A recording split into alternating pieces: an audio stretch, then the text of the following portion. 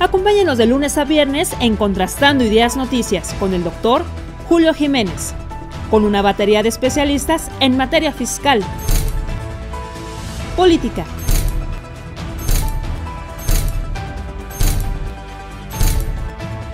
economía, finanzas, justicia, deportes y espectáculos. Acompáñenos a las 22 horas, tiempo del centro. Amable auditorio, muy buenas noches. Gracias por acompañarnos como todos los días. Son las 22 horas, tiempo del centro de la República Mexicana. Soy Julio Jiménez y esto es Contrastando Ideas. Esta noche, como cada semana, nos toca el análisis de la mesa en temas diversos: jurídico, constitucional, político, electoral. Hoy nos ocupa la mesa de análisis en materia de política fiscal. Un tema polémico, un tema preocupante, un tema que ha generado incertidumbre entre el sector de los contribuyentes. Consecuencia de las grandes reformas, consecuencia de la política recaudatoria y además consecuencia de una política de terrorismo fiscal que ha implementado el gobierno, la Cuarta Transformación, a través de sus instituciones que constitucionalmente están facultadas para efectos de fiscalización y, claro, para persecución de los evasores del fisco. Esto es Contrastando Ideas. Acompáñenos. Iniciamos.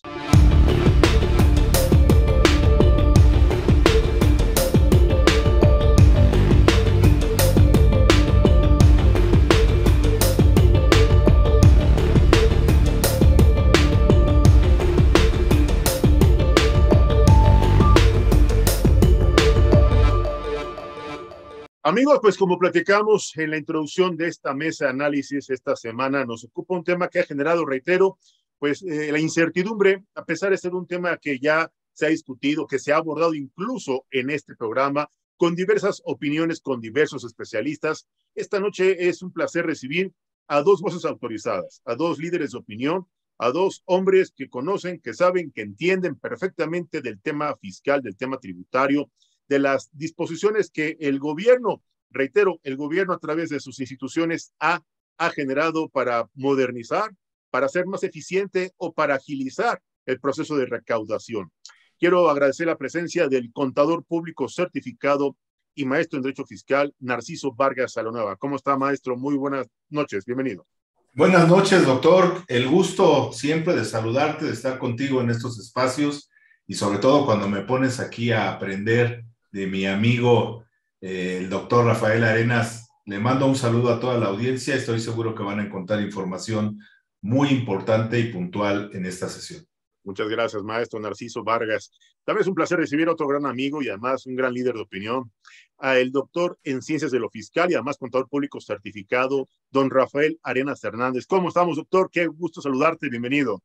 Doctor Julio, muy buenas tardes. Al contrario, el gusto es para mí estar compartiendo este tipo de foros, pláticas, mesa de debates con mi buen amigo Narciso. Para mí es un honor y un gusto estar aquí con ustedes. Bienvenidos, bienvenidos. Y bueno, pues la verdad es que para nuestro amable auditorio es importante pues escuchar el comentario, la recomendación del análisis y sobre todo la conclusión sobre un tema que, reitero, ha generado preocupación, incertidumbre y además desconfianza entre los contribuyentes, porque además, efectivamente, es un tema que se ha abordado en diversos escenarios, se ha publicado mucho sobre este tema y que además ha habido diversas resoluciones que el gobierno ha implementado a efectos de, pues, socializar, a efectos de ser más accesible estas últimas modificaciones. Y bueno, pues ahora con el tema de la constancia, de la actualización, de la constancia de la situación fiscal, se ha generado varios escenarios, mitos incluso en torno a esta. Y bueno, pues entramos en materia con este tema y quiero iniciar esta mesa con el doctor Rafael Arenas Hernández. Doctor,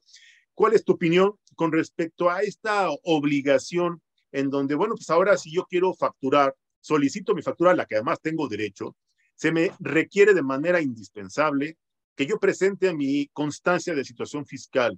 ¿Cuál es tu opinión al respecto? ¿Cuál es tu análisis? ¿Lo consideras pues un requisito indispensable? Porque digo, antes nos facturaban, nada más llenábamos un formulario, llenábamos un formato, les dábamos incluso nuestros datos de carácter fiscal y ahí paraba todo. Hoy hay que entregar una constancia de situación fiscal y la enviamos a veces de manera digital y esto es un tema que ha generado polémica y preocupación, doctor. ¿Cuál es tu opinión al respecto? Claro que sí, muchas gracias, doctor. Bueno, hay que visualizar que año con año, ¿no? En las diferentes reformas fiscales que nos va imponiendo la autoridad, siempre va a existir un requisito el cual la autoridad va a dar un tiempo para ese cumplimiento, ¿no? Claro. Recordemos que cuando nace hace poco más de 20 años, cuando empezamos con aquellos comprobantes fiscales que eran hechos, ¿no? Allá recordarás, con los impresores autorizados, donde dábamos la cédula de identificación fiscal, ¿no? Y teníamos que andar cargando nuestra cédula, ¿no? Es decir, a ver, aquí está porque claro, en ese entonces decía que el contribuyente se tenía que cerciorar, decía en ese entonces, tenía que cerciorarse del RFC de la persona que estaba pidiendo ese comprobante. Entonces uno andaba con la cédula de identificación fiscal. ¿Cómo no? Y adicionalmente la repartía uno, ¿no? Había gente que repartía para cuando tuvieran sus gastos. Bueno, claro. Este tipo de formas nada más ha migrado desde el punto de vista tecnológico. Y hoy por hoy la autoridad dice, oye, en la nueva versión 4.0 del CFDI, si lo quieres hacer deducible, ¿sí? Tendrían que venir los datos conforme vienen en tu cédula de identificación fiscal, en tu constancia de situación fiscal. Bueno, la constancia de situación fiscal no es otra cosa que un documento avalado por el 27 del Código Fiscal de la Federación. Todos los datos que tenemos, nuestro RFC, el domicilio fiscal, el régimen fiscal al que pertenecemos, las obligaciones que tenemos, el domicilio completo, en dónde está ubicado, datos de contacto, en fin. Entonces, si la nueva regla es que vengan tus datos en la factura o en el CFDI conforme vienen en la constancia de situación fiscal, pues es lógico, es evidente que para poder vincular ambos y para que yo pueda evitar alguna contingencia de índole fiscal que no sean deducibles, entonces tengo que pedir esa constancia. Hoy por hoy la constancia, los que somos contribuyentes de ley, podemos accesar al portal del SAT para poder extraer esta constancia de situación fiscal. ¿En dónde viene el problema? El problema viene desde hace algunos años, sobre todo en las personas físicas que perciben ingresos por sueldos y salarios, en donde no obstante es posible que tengan su RFC a través de que en algún momento de su vida el patrón los dio de alta en su domicilio fiscal a través de esos reportes que hacían año con año para darlos de alta, porque el patrón está facultado para darlos de alta a los trabajadores. Entonces claro, seguramente tenían o tienen el domicilio de su patrón. Evidentemente, cuando van cambiando los trabajadores de centro de trabajo y cambian de patrón, prevalece el RFC, pero no así el código postal en donde ellos supuestamente deben de tener su domicilio fiscal. El problema es que muchos de ellos no saben ni siquiera cuál es su domicilio fiscal. Incluso muchos de ellos no saben si están dados de alta debidamente en el SAT, aunque al final les estén timbrando su recibo de nómina, pero obviamente por eso esas largas filas. Ahora, ¿es importante mi constancia? Bueno, el poderla proporcionar a quien me factura o a quien me va a dar ese comprobante fiscal, si yo lo quiero hacer deducible, le tengo que exigir que venga con esos datos. Sin embargo, y yo recordarás que hay algunos foros en donde he comentado claro, que no tarda en salir una maestría en CFDI. O sea, está tan complejo que debe de existir una maestría en CFDI.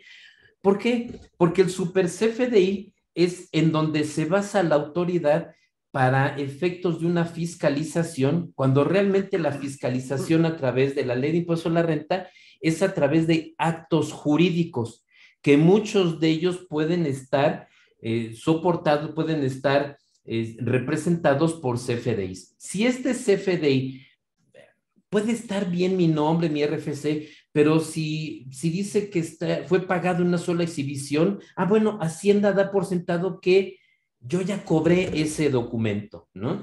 Y si no lo he cobrado, si fue en pago en parciales o diferidos, bueno, voy a tener que emitir lo que le llamamos el REP, el recibo electrónico de pago, ¿no? El comprobante de pago.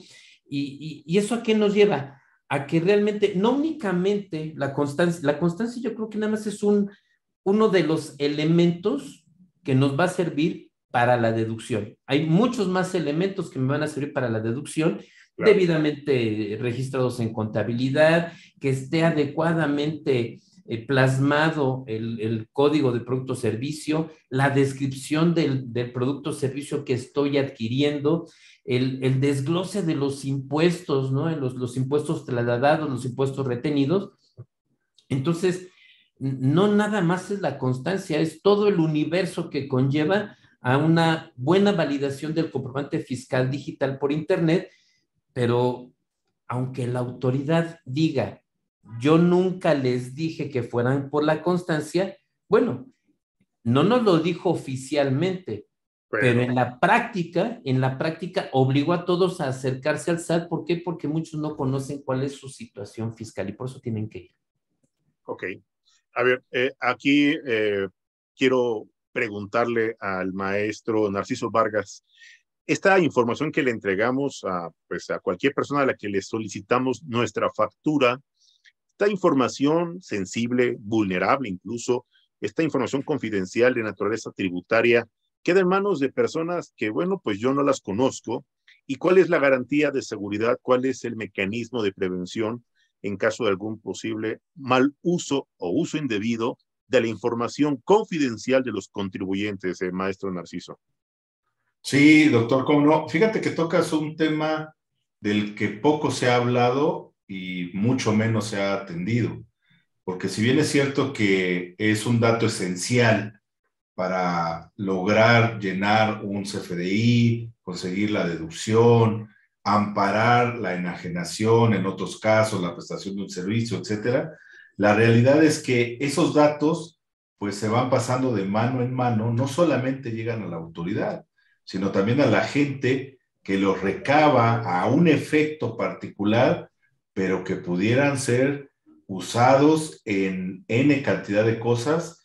Y ahí me parece que hay un reto impresionante para cada entidad, desde luego, que maneja estos datos, pero sobre todo debería de ser liderado este reto por el Estado mexicano, porque estamos hablando de la seguridad de las personas, toda vez que la información que se contiene en esta constancia, sobre todo hablando de la constancia de situación fiscal, y como bien lo desglosó el doctor Rafael Arenas, pues trae datos muy completos y todos ellos hablando del domicilio y del nombre de la persona, que son sensibles y de hecho tenemos una ley de protección de datos personales. Claro. Entonces, ahí hay un reto pendiente, un compromiso que no se ha asumido, doctor, porque nadie nos da la certeza de que tengan buen uso, pero tampoco nos hemos ocupado ni preocupado por crear los mecanismos que permitan tener a salvaguarda esa información. Claro. A ver, aquí es un tema que bien vale la pena aclararle a nuestro auditorio. Estamos platicando con el doctor Rafael Arenas Hernández y con el maestro Narciso Vargas Salanueva. Reitero, dos profesionales en materia fiscal que conocen perfectamente de la operación, de la implementación de esta reforma, de esta migración hacia este nuevo proyecto de facturación de CFDI 4.0, en donde además, maestro Narciso, ¿me podrías confirmar, porque nuestro auditorio en redes sociales me sigue cuestionando, si es una realidad la prórroga hasta el próximo año, o mejor dicho, hasta el 31 de diciembre de este año, para efectos de la actualización de la constancia de situación fiscal y su implementación formal para la facturación 4.0, se recorre hasta el próximo año? ¿Esto es correcto, maestro? Sí, doctor. Mira, hay que llamarle a las cosas por su nombre. Lo que se amplió fue el plazo de convivencia entre la versión 3.3 y la 4.0. ¿Qué quiere decir? Que la obligación está desde el 1 de enero del año que estamos viviendo. La reforma. Sin embargo, hay un periodo de convivencia y este periodo de convivencia sí se amplió, se prorrogó, llamámoslo de manera correcta, claro, pero es el periodo de convivencia, la obligación ya existe. Es una realidad mientras no exista algo que cambie el rumbo de las cosas, porque si me hubieras preguntado esto hace 2 meses, si la realidad era que entraba en julio, te hubiera dicho que sí, cambió. Entonces, si en el camino no hay otro cambio, en enero del próximo año de manera obligatoria, ahora sí, porque ya no existiría periodo de convivencia y no me serviría de nada estar utilizando la versión 3.3. Claro, será obsoleta ya para el próximo año y será ya producto de, reitero, de esta reforma, esta modernización en la plataforma CFDI 4.0 para efectos de la facturación. A ver, me están preguntando el auditorio y aquí la pregunta es para ambos especialistas. ¿Qué clase de contribuyentes y bajo qué regímenes, bajo qué régimen correctamente deben ellos implementar esta nueva reforma, esta modificación en la facturación 4.0? ¿Es para todos? ¿O es nada más para los RECICO? ¿O es para los REPSE? ¿Para quiénes? Para ¿Quién todos. es el doctor? Realmente para todos. O sea, es una versión de emisión, una versión General. de CFDI. Así es, entra Claro. para todos. Comprobantes de nómina, recibos de honorarios, de arrendamientos, actividades empresariales, profesionales, reciclo, etcétera, para todos, para todos. No hay excepción, no hay ningún capítulo especial, no hay nada para nadie. Todos cumplen. Así es, así es. Maestro Salanueva, sanciones, consecuencias de la omisión de cumplimiento de esta nueva disposición. No tramito, no actualizo, dejo las cosas para el último día y me llega enero de 2023 y pues ya me exigen esta facturación 4.0 y yo pretendo seguir facturando con la versión anterior. ¿Qué va a pasar? ¿Multa, sanción o no va a pasar nada o nos van a dar otra prórroga? ¿Cuál es tu opinión al respecto?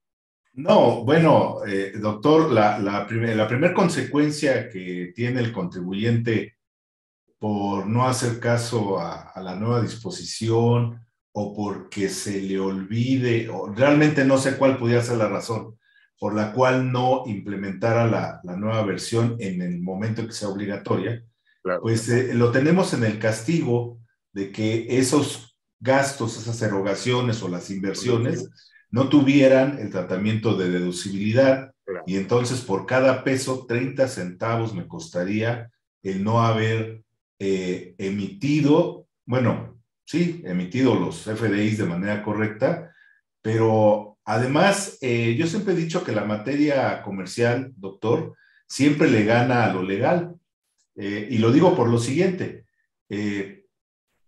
yo voy a intentar vender, voy a intentar prestar el servicio y demás, pero nadie me va a recibir mis comprobantes si no los cambio a la versión 4.0, porque el riesgo lo traslado a quien, aparte de que me está haciendo la economía, pues cuando yo le vendo, le presto un servicio y resulta que no le doy un comprobante, bueno, sería mi decisión si yo tuviera la opción de escoger, como muchas veces nos pasa en este país, doctor, de decir, prefiero comprar acá, aunque no me den comprobante, por la circunstancia que tú quieras, ¿sí? Pero claro, yo tomo la decisión.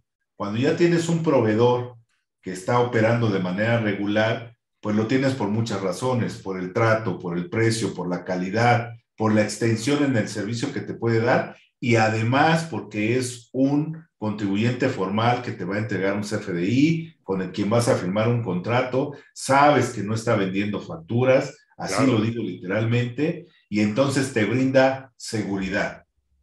Si no se cambia, pues adiós.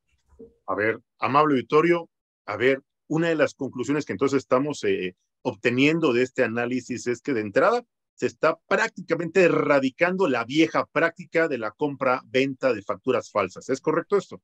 Bueno, yo creo que el hecho, para empezar, yo creo que la factura falsa es aquella que no está timbrada en el SAT. O sea, de entrada, la factura, el CFDI, no importa qué tipo de operación ampare, si está a la luz de las reglas del SAT, si está conforme al 29A del Código Fiscal de la Federación, es un CFDI que está timbrado de manera correcta y adecuada. Claro. Que no tenga una existencia de la operación o una materialidad, como le llamamos, o una razón de negocios, porque ahora hay que voltear a ver fundamentalmente dos artículos importantes, el 5A del Código Fiscal de la Federación y el 69B. Esos son los artículos que de una u otra manera rigen operaciones de las empresas, donde tienen que voltear a ver que efectivamente cumplan con esos requisitos de fondo.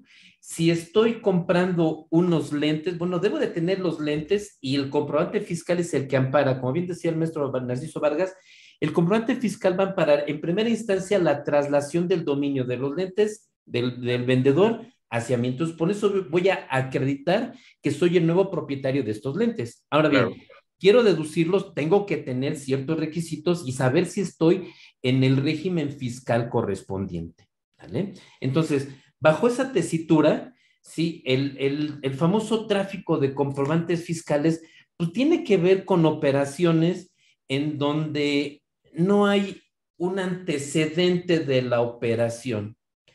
Yo voy a comer a un restaurante y va a haber un antecedente que me van a dar la sopa, el guisado y todo lo demás. Nadie va a un restaurante a pagar la comida y no come. ¿Ah? Nadie lo hace. ¿Ah? Entonces, ese es el fondo claro, del tema. La versión 4.0 del CFDI únicamente siento que va a atacar requisitos de forma, ¿sí?, con respecto de una deducción y de una operación de la compañía, pero siempre detrás de un comprobante hay que ver el fondo, qué es lo que realmente está amparando ese comprobante, dónde se conocieron cliente y proveedor, cómo se llevó a cabo la operación, qué fue lo que... Claro, exactamente, toda esa parte, que haya un contrato de por medio, cómo se cumplimentó el contrato, quién prestó el servicio, si fue idóneo, si la infraestructura del prestador de servicios o del vendedor de bienes es adecuada y suficiente, en fin, todos esos temas de fondo no se ven en el CFDI, ¿sí? No se ven en el CFDI, se ven obviamente fuera de ese CFDI como un antecedente y se van a ver a la luz de las facultades de comprobación de la autoridad. Ahí es en donde se ven. Claro. Maestro Narciso Vargas, entonces, conclusión, esta modernización, estas reformas que ha implementado el gobierno de la Cuarta Transformación han sido muy eficientes para combatir, prevenir la defraudación fiscal, la fabricación de gastos, que era algo tan común y tan corriente, porque de repente el contribuyente se inventaba gastos que salían incluso con saldos a favor. No solo no pagaban impuestos, sino que pues salían con tantos gastos que incluso no eran propios de su actividad y que el gobierno tenía que salir con un saldo a favor. Con estas nuevas modificaciones, con estas reformas, con esta modernización, ¿se está previniendo la defraudación fiscal, maestro Narciso? Sí se busca controlar, doctor. Yo te diría que, por supuesto, esa es una de las actividades o de las razones de por qué el SAT ha tenido tanto éxito desde que nació, hace más de 20 años. Desde luego, va limitando, va buscando alinear las conductas, pero me parece que todavía nos hace falta mucho, y lo digo por lo siguiente.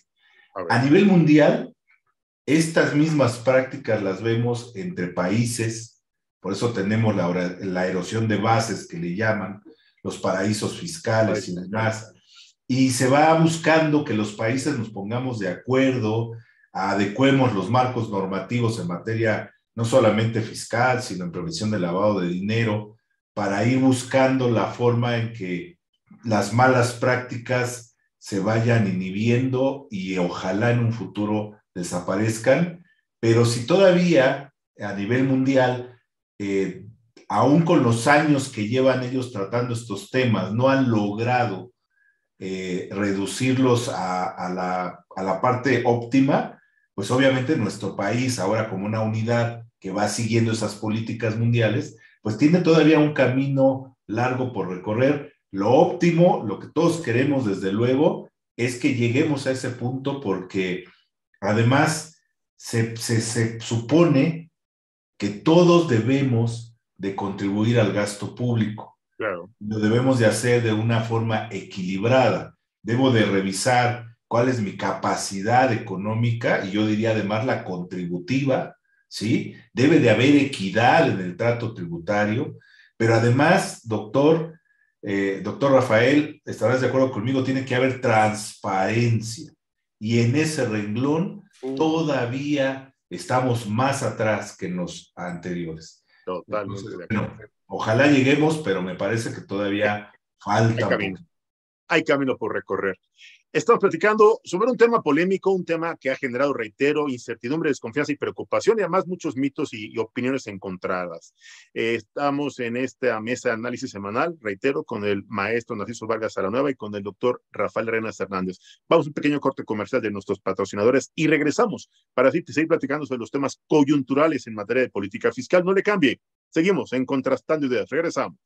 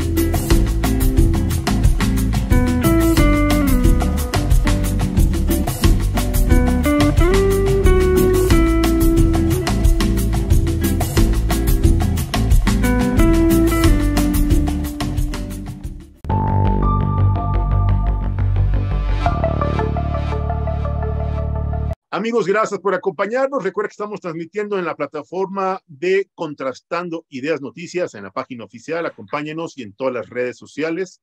Ya saben, de lunes a viernes, 22 horas, tiempo del centro. Y bueno, pues en esta mesa de análisis en materia fiscal, antes de irnos al corte, platicábamos sobre algunos temas de carácter, pues yo diría, urgente y preocupante para los contribuyentes en nuestro país. El contribuyente de pues cualquier común y corriente que quiere hoy vender su automóvil seminuevo, ¿qué es lo que debe hacer? ¿Qué es lo que le recomiendan ustedes? Inicio con el maestro Narciso Vargas Saranueva. Habrá que timbrar una factura, habrá que emitir algún comprobante fiscal, habrá que hacer únicamente la carta responsiva y el endoso de la factura de origen de este vehículo. ¿Qué es lo que tú le recomiendas, maestro, a los contribuyentes que hoy enajenan un vehículo automotor seminuevo a una empresa o a algún particular? Sí, cómo no, doctor. Mira, estamos ante una práctica que es tan común en nuestro país. Hay que recordar que incluso vamos algunos a la frontera porque allá encontramos vehículos más baratos, ¿verdad?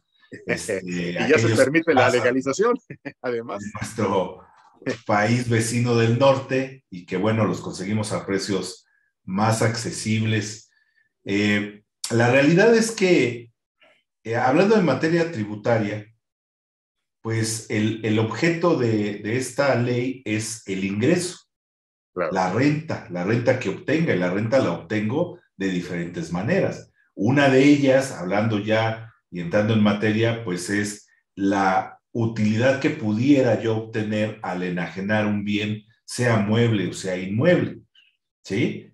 Y bueno, los vehículos están catalogados como bienes muebles. Claro. Entonces, ¿qué ocurre? Siempre... bueno, esta pregunta ha venido en los últimos meses apareciendo por ahí de repente en escena, pero la realidad es que me parece que hay mucha desinformación mezclada con la práctica de toda la vida de que pues es suficiente con que yo le endose la factura al adquirente para quitarme de temas, ¿no? Y yo te diría, hay que cuidar, por supuesto, la parte legal. Transmitir la propiedad, doctor, debe de hacerse con mucho cuidado, Claro. Porque quien la transmite en el caso de los autos con todos los pecados que traen. Sí. No pagó tenencias, no verificó, tiene multas, trae un problema Infracciones. mecánico, etcétera, etcétera. Todo eso hay que revisarlo, hay que hacer un inventario de manera puntual, adecuada de cómo se entrega la unidad. Quien la vaya a adquirir, pues tiene que revisar que no tenga una denuncia de robo, que no tenga un tema por ahí, no solamente, repito, mecánico, eléctrico, estético y demás, sino que legalmente esté bien. Y dentro del ramo legal, algo que deberíamos de cuidar, pero pocas veces vigilamos es, bueno, yo lo vendo, debo de pagar impuestos o no por ello. Y es ¿Sí? el ingreso, ¿Qué lo ¿no? detona? Pues lo detona la venta. ¿Cómo la dicen algunos abogados y dicen bien, cómo vista yo la operación? Depende. Ese es otro boleto. Pero yo en ajeno obtengo un ingreso y debería determinar si hay utilidad, no para pagar sobre esa utilidad que obtengo, no por el valor de la venta, sino por la utilidad. Que yo timbre o no un CFDI no significa que ese es el requisito para saber si pago o no impuestos, doctor. Claro. Porque dice el 17 de renta que si expido el CFDI, pago. ¿Sí?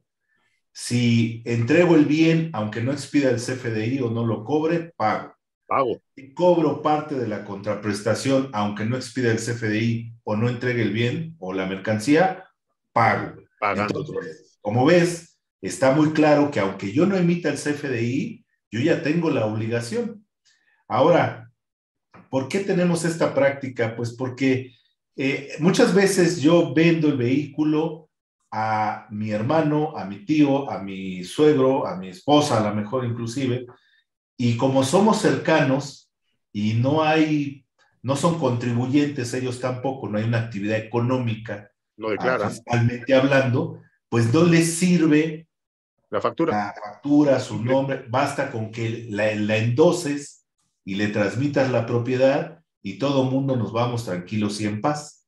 Así es. Pero la modalidad donde empiezo a tener como que incluso un poquito de resistencia es cuando se lo quiero vender a un contribuyente formalmente y él dice, oye, yo sí necesito que el CFDI, que la factura antes, hoy CFDI, salga a mi nombre o al nombre de mi empresa. Claro. Y entonces ahí sí, doctor, tengo la obligación. Bueno, en ambos casos, pues, pero aquí es más perentorio que la debo de entregar porque quien compra, quien adquiere la propiedad, me va a exigir que venga a su nombre. Y entonces, bueno, tendré que emitir un CFDI. Ahora, a lo que nos enfrentamos es que Narciso Vargas, contribuyente sí, pero en el régimen de sueldos y salarios. No emito CFDIs, no tengo... Hablábamos de la constancia y todo esto, no tengo nada de eso, no sé de qué se trata. Claro. Y me dicen, oye, necesito el CFDI de ese auto que me estás vendiendo. ¡Wow! Ahí tengo un problema, ¿sí? Pero un problema que tiene solución, porque la autoridad dice, no te preocupes, yo puedo habilitar al comprador para que él te dé de alta, Narciso. Y una vez que te dé de alta, él emite el CFDI a tu nombre y cuenta y lo puede hacer deducible. O, en el último de los casos, no lo hagas, pero te voy a retener el 20% del ISR. O sea, por concepto de ISR, el 20% del valor de la unidad. Claro. Entonces, bueno, pues tú me dirás, ¿qué hacemos? ¿No? Sí. La mayoría, pues lo que busca es vender su auto donde no tenga todos estos problemas, pues. ¿Pago en efectivo? Pago en efectivo, se vale. Creo que el umbral para recibir efectivo en el tema de autos está arribita de 300,000 pesos. No tienes tema, no pasa nada, no va a haber un aviso que ponga un foco rojo en la operación. Lo puedes hacer. Pero si fuera un vehículo de más de 600, 800,000 pesos. Me han platicado que hay maneras, doctor, con mucho gusto la podría compartir contigo. Claro. Pero, mira, en estricto sentido, y de acuerdo a lo que la ley marca, no. No. ¿Por qué? Porque rebasas el umbral, pero sí podría ser una parte en efectivo y otra parte con bancario. ¿Sí? Totalmente de acuerdo. O en especie. En especie. Entonces, a lo mejor, no sé, solo, ya no, perdóname, en especie pudiera ser. Claro, claro. A ver, amable auditorio, estamos atendiendo las preguntas que nos hacen llegar vía redes sociales, vía plataforma, página Contrastando Ideas Noticias, atendiendo las inquietudes de nuestro auditorio, y también dentro de las inquietudes de nuestro auditorio está la de los propineros. Se publicó recientemente en periódicos de circulación nacional que el SAT ahora iría contra o en persecución de los propineros. Y aquí yo me atrevo a preguntarle al doctor Rafael Arenas Hernández: doctor, ¿qué va a pasar con esta gente que no es asalariada en el mayor de los casos, o si lo es, pues tiene un salario mínimo más propinas? ¿Qué va a pasar con ellos, doctor? ¿Cómo va el SAT a determinar o a calcular? Porque además muchas de las propinas pues se dan en efectivo. En algunos casos se carga a la tarjeta de crédito o de débito, pero en otros casos pues la propina es en efectivo. ¿Cómo lo va a manejar el SAT? ¿Cuál va a ser la política para efectos de recaudación o de fiscalización de estos ingresos vía propina, doctor Rafael Arenas? Ok, yo creo que va a ser un tema muy difícil, muy complicado. A ver, somos más de 100 millones de personas las que vivimos aquí en este país. El artículo 90 de la Ley de Impuesto a la Renta, aplicable a las personas físicas, menciona que las personas físicas van a pagar el impuesto, tendrían que acumular sus impuestos, aquellos ingresos que reciban en efectivo, bienes, servicios de vengado o cualquier otra índole. Bueno, claro. Entonces, habla acerca de aquellos ingresos en efectivo. Después yo le tendré que demostrar a la autoridad de dónde provienen esos ingresos y si en su caso hay un comprobante fiscal que ampare esa operación, y también si en su caso hay alguien que me haya hecho una retención correspondiente. Es decir, que yo pueda demostrar el origen de ese dinero que estoy recibiendo. Bueno, si nos vamos a los propineros, hay un tema aquí que, bueno, realmente se ha dado desde hace muchos años. Es un debate de hace muchos años, de que si van o no van a pagar el impuesto correspondiente, que si se integra o no se integra su salario. Bueno, al final del camino, las personas que reciben propinas y que se encuentran laborando en establecimientos en donde estos establecimientos los tengan debidamente registrados como trabajadores, bueno, ahí está. Y cuando reciben el pago de una cuenta en efectivo, por supuesto que separan ese efectivo y se lo llevan, y no hay forma de fiscalizarlo. Y aquí es un tema de fiscalización, es un tema del famoso super CFDI, ¿sí? Y yo me atrevo a mencionar que si no hay un CFDI asociado a una propina, va a ser muy difícil que el SAT voltee a ver. O sea, tiene que realizar otro tipo de fiscalización para saber si efectivamente un mesero recibe esas propinas. Ahora bien, ¿cómo lo puede saber? Bueno, si este restaurante, este establecimiento recibe vía tarjeta de crédito o débito o un cheque o una transferencia por aquellos servicios de alimentos e incluyen la propina, bueno, de inicio, quien está recibiendo la propina es la empresa, es el restaurantero. Ese no es ingreso para él no debe de acumular ese ingreso porque técnicamente es para las propinas. Claro. Pero va a estar registrado y contabilizado porque entró a su banco 100 pesos de propina. Él va a tener que demostrar que se volteó y dio esos 100 pesos de propina, le dio al cocinero, porque se reparten las propinas entre todos, no nada más es para el mesero, es para todo el establecimiento, ¿sí? Entonces, al final del camino, en ese punto sí va a existir una huella en el camino de que recibe la propina o recibe lo que es la propina y se lo entera al trabajador. Adicionalmente, no olvidemos que cuando vamos a algún lugar a consumir y pagamos con tarjeta, ya las terminales electrónicas se voltea y dice, ¿cuánto va a dejar de propina? Entonces ya no está habilitado para que una apachurre el 5, el 10, el 15 o el 20% de propina o una cantidad directa. Entonces, también desde el sistema bancario mexicano ya existe ese control que le pueda decir al SAT, oye, fíjate que aquí está lo que se recibió de propinas de acuerdo con la base de datos que tienen los bancos a través de esas terminales electrónicas. Pero si no hay una propina asociada al CFDI, es decir, que me den el CFDI, que me digan mi salario, que diga mi propina, y entonces me van a hacer el cálculo del impuesto a la renta. Ahora, ¿en qué dice el Seguro Social? oye, fíjate que esa propina que tienes es un salario variable. Y entonces, esa percepción Ingreso. variable que tuviste en el mes 1, me la vas a modificar para el mes 2. ¿Sí? Si tu salario variable es de 10,000 pesos más, bueno, vas a tributar sobre 10,000 pesos al mes siguiente. Y al mes siguiente, si tú percibiste menos propinas o más propinas, también me vas a hacer la modificación en tu salario base de cotización. ¿Por qué? Porque es una percepción mixta, es una percepción variable. Tengo mi sueldo fijo como trabajador y mi percepción variable, que son precisamente las propinas. Eso es si el restaurante dice, quiero entrar totalmente a la legalidad. Ah, bueno, si es eso, entonces vas a tener que tener un control interno bastante detallado, ¿sí? Para no únicamente controlar las propinas que se reciben a través del banco, sino las propinas que se reciben en efectivo. ¿Cuál es el problema que yo veo? Que las personas que están trabajando en los restaurantes llegan a trabajar en ciertos restaurantes en donde, valga la expresión, no les importa el salario, lo que les importa es la propina. ¿Sí? Y más en época vacacional, que son los ingresos más fuertes. Así es, así. Y muy difícilmente van a llegar a un acuerdo, ¿no? Con el patrón para decir, sí, claro que sí, no te preocupes, reténme el impuesto correspondiente. Yo creo que va a ser un tema muy difícil. Va a ser un tema mediático, pero yo creo que va a ser un tema que va a ser muy difícil que se aterrice porque lleva muchos años esto. Totalmente. Pues ahí está otra medida de fiscalización para ampliar la base pues, de contribuyentes o de recaudación del gobierno de la Cuarta Transformación.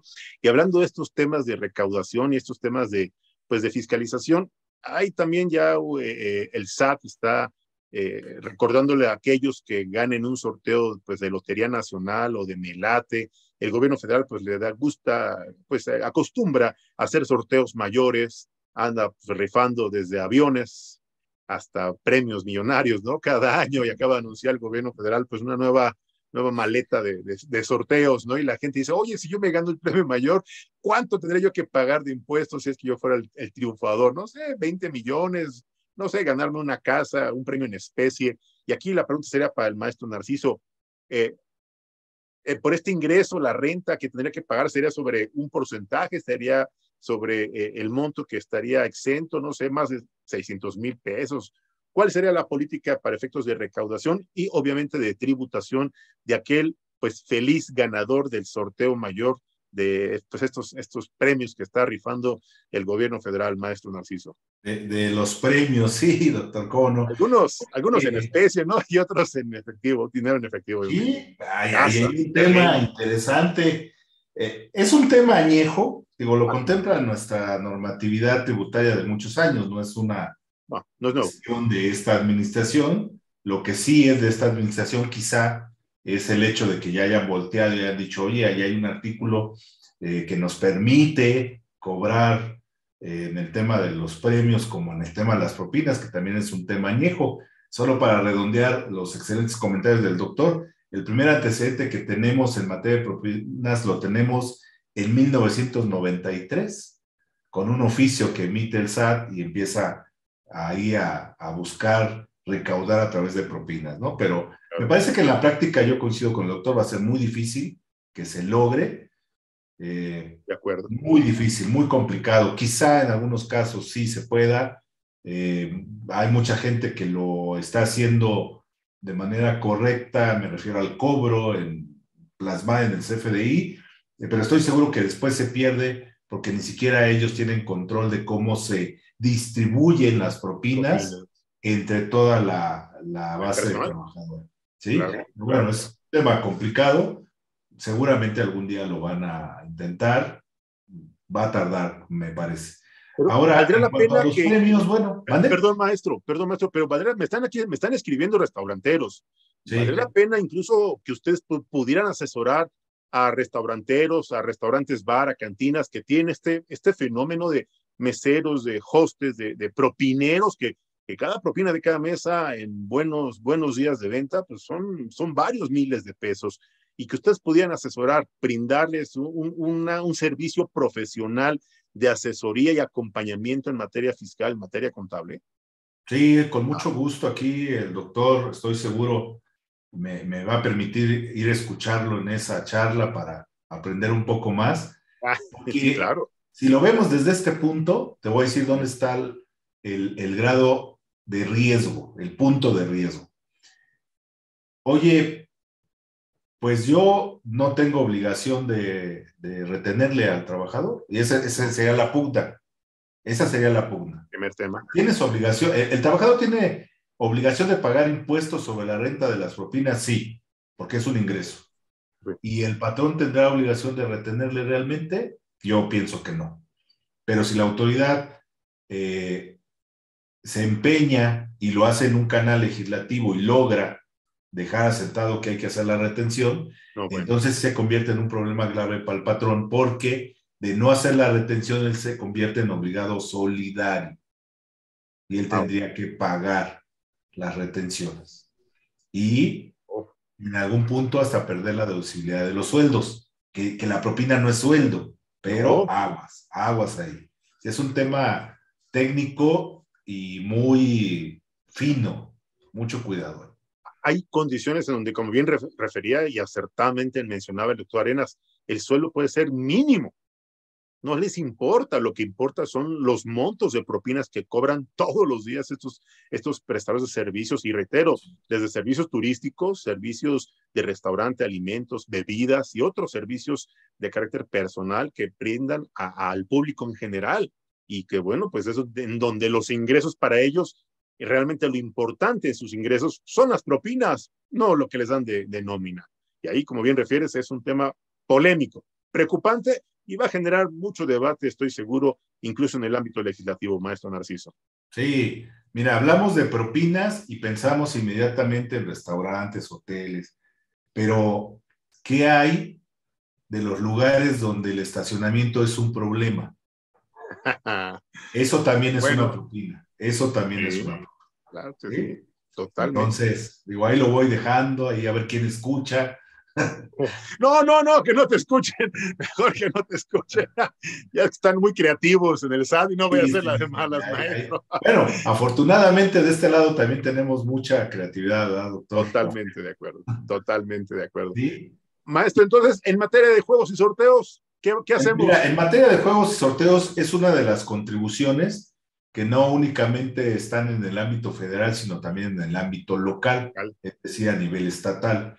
Luego, entonces, existe ahí una combinación, como tuvimos hace mucho tiempo con el famoso repeco, donde o lo pagas en un lado o lo pagas en el otro, dependiendo los porcentajes que cobren las entidades federativas, pero de entrada la federación pide el 1% del premio, ¿sí? El 1%. Siempre y cuando la entidad federativa cobre una tasa menor al 6%. ¿Sí? Entonces, bueno, pues ahí muchas veces el ganador del premio, doctor, en la práctica a veces no paga nada. Te voy a decir por qué. Porque el premio que se anuncia ya viene calculado con la posible retención que va a tener. Claro. Porque además hay que decirlo. Voy a poner este ejemplo para ponerlo ahí en la mesa de manera concreta. Se rifa un auto, ¿sí? Y tiene la fortuna aquí el doctor Arenas de ganarse el auto. ¡Wow! Y va por el auto, le dan las llaves, le dan su factura con valor de $1 o qué sé yo, para trasladarle la propiedad y todo. Y estoy seguro, porque estoy seguro que al doctor no le dicen, oiga, el auto vale $1,000,000, el 1%, démelo para darle el auto. No, simplemente se identifica, muestra el boleto que le da la titularidad de ganador y se lleva el auto. Claro. Y entonces, ¿dónde quedó el porcentaje de retención? No le quitan una llanta o le quitan un asiento. No, ya viene calculado. Normalmente quien elabora este tipo de concursos ya piramidó, ya se hace cargo, pues, del impuesto. Y quienes obtenemos el premio, como bien lo mencionaste, pues lo que tenemos que hacer cuando es declarar que obtuvimos un premio, sobre todo si rebasa los 600,000 pesos, porque si no lo hago, entonces ese supuesto 1% que me quitaron no deja de ser pago definitivo y se convierte en un pago provisional. Y entonces tendría que pagar yo impuestos sobre lo demás y me va a salir muy caro. ¿Sí? Ese es en forma genérica lo que hay que cuidar ahí. Bueno, viene la temporada de los sorteos en donde universidades prestigiadas sortean casas, residencias, y hay sorteos pues, en efectivo, y sortean automóviles, y sortean cualquier cantidad de cosas, y la gente está pues con la incertidumbre de ese tratamiento fiscal. Doctor Rafael Arenas, ¿cuál es tu opinión al respecto con respecto a este tema en concreto? Bueno, realmente todo lo que es la parte de premios y sorteos, que fundamentalmente, para empezar, es un tema que está regulado por la Secretaría de Gobernación. Entonces, al estar ya regulado, evidentemente la persona físico-moral que va a otorgar el premio, pues ya sacó los permisos correspondientes para decir, voy a hacer este sorteo, esta va a ser la mecánica, estos van a, porque tienen que presentar un cuadernillo de información a la Dirección General de Juegos y Sorteos de qué es lo que va a hacer, cómo lo va a hacer, cómo lo va a realizar, y existe además un interventor de gobernación para dar fe y legalidad en esa entrega del premio correspondiente. Claro.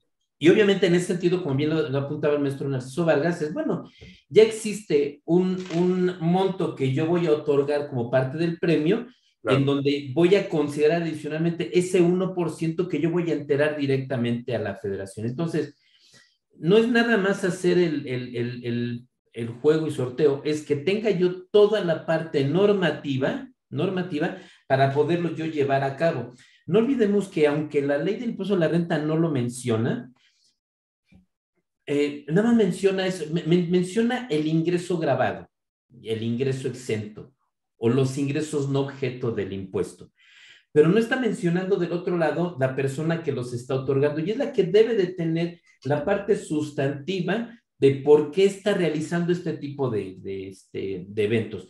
Si yo participo en un premio, en una rifa, en un sorteo, y me lo gano, y seguramente si la persona que lo está llevando a cabo resulta que es la vecina Chonita que hizo sus boletitos para rifar 10,000 pesos entre los vecinos, pues evidentemente, como no cumple esa reglamentación, si le caen y me caen a mí porque yo me llevé ese premio de los 10,000 pesos, es decir, muy bien, qué bueno que te lo llevaste. Ahora, acredita y demuestra que el origen fue un premio y un sorteo. La ley no lo dice, pero intrínsecamente, cuando vas a estar en un supuesto jurídico, debes de demostrar que estás en ese supuesto jurídico. Y el supuesto tiene que ser que debe estar debidamente registrado y normalizado ante la Secretaría de Gobernación. Entonces, de allí, si de ahí partimos de que hay, ya ves que aparecen en los comerciales, ¿no?